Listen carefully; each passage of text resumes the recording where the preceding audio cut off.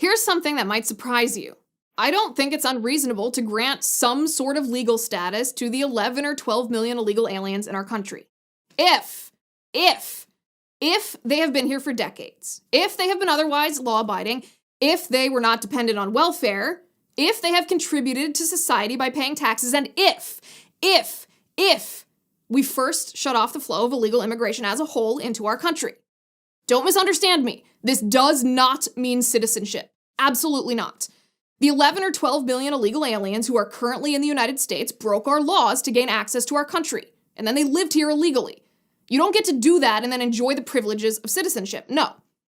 But I do think it's an entirely reasonable proposition to say, okay, if we secure our border, if we tighten our asylum laws, if we deport non-citizen criminals, if we exclude those identified as public charges, reform our visa program to prevent non-citizens overstaying their visas, and stop illegal immigration, then we can talk about some sort of legal status for illegal aliens who've been here for decades.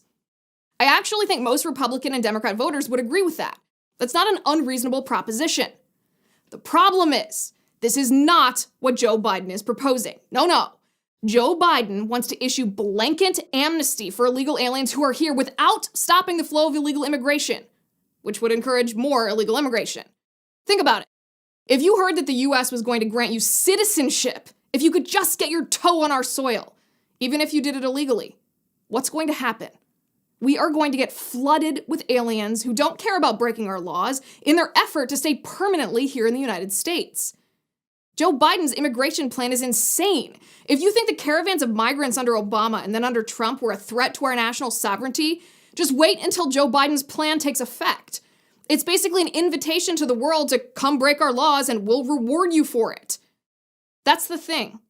When you implement public policy, you need to analyze two things: the intended consequences and the unintended consequences. The intended consequences of Biden's blanket amnesty are obvious. He wants 11 million more Democrat voters. He's trying to buy their votes, essentially, by making them citizens and giving them votes. That's bad enough. But the unintended consequences, every gang member, every cartel thug, every criminal who's been deported multiple times already, plus every person around the world who wishes they were American, and I don't blame them, but that's a lot of people, will rush our borders. According to Gallup polling, 158 million adults worldwide would migrate to the United States if they could. Can you imagine? Biden says, I'll grant you amnesty. It's not altruistic, it's not compassionate, it's not common sense, it's not a compromise for stopping the flow of illegal immigration into our country. No. If Joe Biden grants blanket amnesty to 11 or 12 million illegal aliens in the United States, make no mistake, he will be causing a disaster.